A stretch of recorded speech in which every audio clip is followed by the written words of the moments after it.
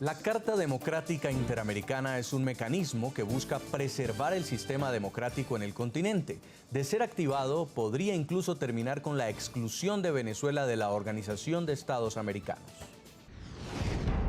Ya lo venía anunciando el secretario general de la OEA. Me gustaría, si es que va a ser efectivo en algún momento, recibir el planteo formal de la Asamblea Nacional de Venezuela, estudiarlo como corresponde y en función de ello trasladar ese pedido al Consejo Permanente. Y la respuesta de la Asamblea Venezolana de mayoría opositora llegó. El pasado 19 de mayo presentó formalmente a Luis Almagro la petición para que él invocara la Carta Democrática Interamericana. Que hemos solicitado del secretario general y del sistema interamericano que se active para proteger a la democracia venezolana y para abrir una válvula de escape a una olla de presión que está a punto de explotar. Solo pasaron 11 días para que el secretario general de la OEA estudiara dicha solicitud y redactara el informe de 132 páginas, donde solicita la activación de este mecanismo. ¿Qué es la Carta Democrática? Es un instrumento de la Organización de Estados Americanos que proclama como objetivo principal el fortalecimiento y preservación de la institucionalidad democrática en el continente. Para invocarla deben ocurrir algunos de estos dos escenarios: que la democracia se vea interrumpida en un país integrante de la OEA o que el orden democrático haya sido seriamente alterado y la democracia esté en riesgo. ¿Cuáles son los pasos para activarla? Con el anuncio de Luis Almagro de invocar la Carta, ya se está realizando el primer paso. Pues en consecuencia con el artículo 20 es un país miembro o el propio secretario general de la OEA el que debe solicitar la activación de la Carta Democrática y su discusión en la agenda. Junto con el anuncio de la invocación de la Carta Democrática, Almagro solicitó una sesión del Consejo Permanente programada del 10 al 20 de junio del presente año. Allí se debatirá el informe y se someterá a una votación en la que se debe obtener una mayoría simple, es decir, 18 de los 35 Estados miembros deben estar de acuerdo para que sea aprobado el mecanismo. En este caso, el Consejo puede aprobar distintas medidas, entre ellas resoluciones o gestiones diplomáticas para promover la normalización de la institucionalidad democrática. De fracasar estas, o si el caso es urgente, el Consejo puede convocar de inmediato a una Asamblea General Extraordinaria, para lo cual son necesarios 2/3 de los votos de los embajadores. ¿Cómo se aplica? Luego de activado el documento democrático, el secretario general de la OEA, junto con la comisión creada especialmente para este fin, realizarán un trabajo en el terreno. De comprobarse que hay una ruptura de los parámetros democráticos establecidos en la Carta Interamericana, la OEA podría, entre otras determinaciones, tomar la decisión de suspender a Venezuela como Estado miembro de este organismo continental. En nuestras oficinas de Washington, señor Jaime Aparicio, usted como expresidente del Comité Jurídico Interamericano de la OEA, ¿realmente Venezuela se borrará de esa lista de Estados miembros de la OEA? ¿Cree usted que puede ser suspendido o retirado?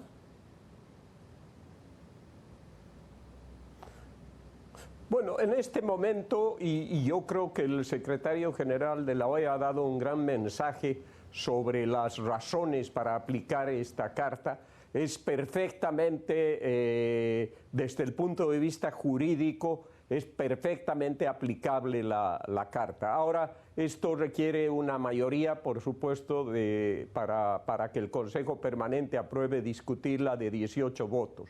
Y estamos en una nueva situación en la OEA en la que, si bien hay una nueva realidad, y como lo dijo el presidente Quiroga, por ejemplo, se pensaba que Argentina iba a dar un cambio radical, y lamentablemente las actitudes de su ministra han sido vacilantes y se ha ausentado en este combate por la democracia y ha dejado a Brasil solo en esa lucha y a los otros países de la región.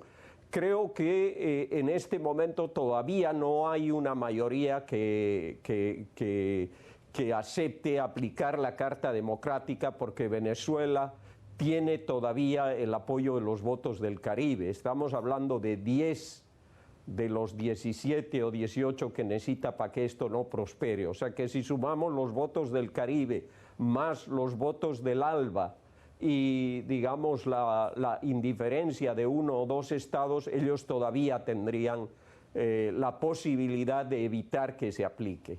Por tanto, no creo que lleguemos a la votación. Yo creo que ahí algunos estados van a preferir llegar a un punto medio de negociación que implique algún tipo de gestión diplomática, y creo que eso va a suceder. No nos olvidemos que se ha aplicado la Carta Democrática en el caso de Honduras, ya se suspendió a Honduras, pero en ese momento había otra realidad y habían los votos necesarios. Ahora, el otro problema que tienen ahí es que Venezuela, que ha intentado también la destitución del secretario general, sí, tampoco tiene los votos necesarios para una acción de ese tipo. Sí. O sea que estamos en un nuevo panorama donde todavía hay una especie de empate técnico que no se puede dilucidar. Lo que yo creo que va a suceder es una gestión diplomática. Ojalá esta gestión no se la encomienden a gente como el expresidente Samper o el presidente Zapatero de España, que lo que están haciendo es el juego de Maduro de retrasar el proceso del referendo. Bueno, ojalá se cree una misión de verdad que permita que ese referendo se lleve a cabo antes de fin de año y no como espera Maduro el próximo año para que se quede su vicepresidente. Señora Aparicio, es que seguramente también le quiero trasladar esta pregunta a la expresidenta Chinchilla. El presidente Maduro va a decir que los organismos idóneos son Mercosur o UNASUR, donde se siente más cómodo, donde tiene más respaldo, que la OEA finalmente, ya como la ha atacado, no va a servir para nada y no va a acatar lo que diga la OEA sobre Venezuela. Bueno, vamos a ver, yo apelaría al buen juicio de algunos de los representantes de UNASUR y de mis colegas expresidentes, a quienes tengo aprecio y respeto, al expresidente Zapatero, al expresidente Fernández, al expresidente Torrijos de Panamá, para que más bien ellos le hagan ver al gobierno del presidente Maduro de que no se puede ignorar lo que está pasando con ese informe del secretario general. Yo creo que ellos tienen suficiente autoridad frente al presidente Maduro, frente al gobierno de Venezuela, como para hacerle ver al presidente Maduro de que algo diferente hay que hacer y de que este informe simple y sencillamente no se le puede tratar de la manera peyorativa, despectiva y grosera como lo está tratando, que si de verdad ellos van a seguir poniendo la cara por el llamado a un diálogo en Venezuela, no se puede seguir ignorando un sector importante de la población venezolana y de la política venezolana que están clamando por gestiones diplomáticas de un organismo al que sí le tienen respeto como es la OEA.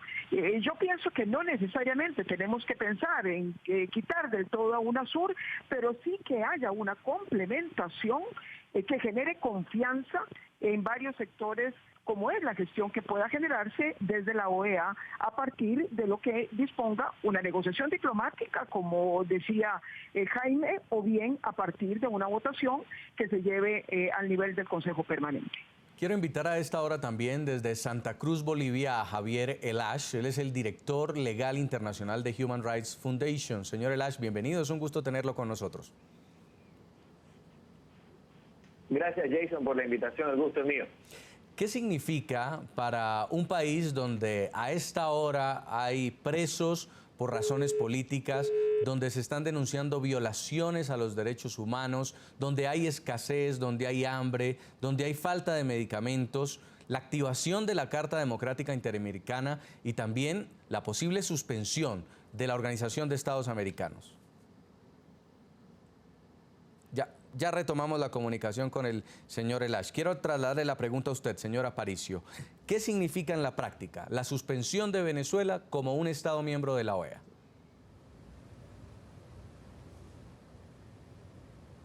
Bueno, la suspensión tiene un efecto político muy grande porque no solo implica su aislamiento político de la región, que ha sido una de las banderas de lucha de Venezuela, digamos,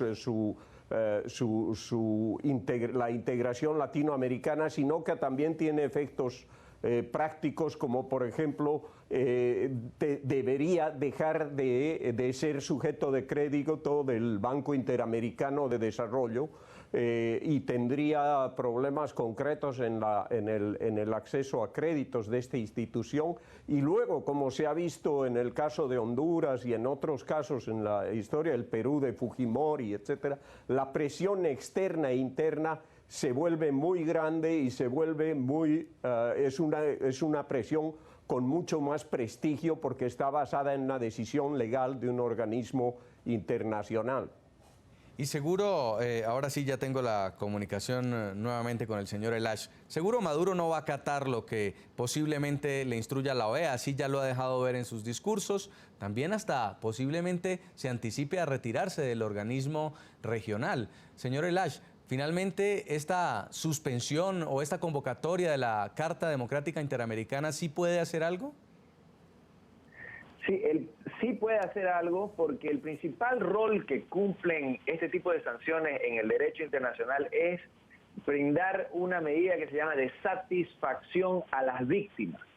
Una sentencia determinando que alguien es violador y que alguien es víctima, o determinando que alguien es un gobierno dictatorial, autoritario, violador de la Carta Democrática, régimen autoritario, y otro es el pueblo oprimido por un gobierno autoritario, esa determinación es vital para el ánimo de todo ese pueblo oprimido de Venezuela. El ejemplo y la significancia práctica de eso es que en estos momentos, en Washington, D.C., en la Asamblea General de la OEA o en el edificio de la OEA, está sentado el representante del gobierno autoritario de Venezuela, el representante del régimen de Nicolás Maduro, que le ha dicho al secretario general de la OEA hoy que se meta la Carta Democrática Interamericana a no sé dónde, así literalmente. Ese señor, que no es un demócrata, sin duda, que es un violador confeso, abierto de las normas de la democracia, de las instituciones básicas descritas en el artículo 3 y 4 de la Carta Democrática, tiene a su representante, a su agente sentado en Washington, D.C. Si la Carta Democrática se aplica contra el Estado venezolano, por lo menos el pueblo venezolano, las instituciones oprimidas, el poder legislativo, todas las ONGs, todos los partidos políticos de oposición, van a sentir que en la OEA ya no está sentado Roy Chatterton, como estuvo, llamando a uno de los principales líderes de la oposición el monstruo de ramo verde, sentado así, con su terno y todo, y con su título de representante de Venezuela, llamando a una persona inocente en la cárcel, líder importante de la oposición, el monstruo de ramo verde. Ese tipo de sinvergüenzuras, de bajezas y de cosas que hacen sentir al violado, lo hace sentir más violado, porque ve que su violador está sentado junto a gobiernos democráticos como el de Estados Unidos, el de Canadá, el de Colombia, el de Chile, el de Uruguay, el de Brasil, junto a todos esos gobiernos democráticos, independientemente si son de izquierda o de derecha, lo tenían a su representante, a su victimario sentado allí.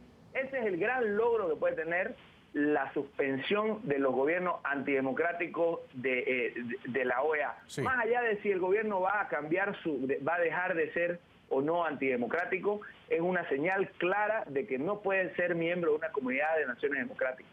Pues vamos a hacer otra pausa comercial, ya regresamos para conversar en nuestro bloque final. Ustedes sigan opinando en Twitter, nuestro tema de análisis es su opinión a propósito de esta decisión que ha tomado el secretario general de la OEA, Luis Almagro, de invocar la activación de la Carta Democrática Interamericana frente a la crisis venezolana. En minutos regresamos en la noche. Ya regresamos con La Noche.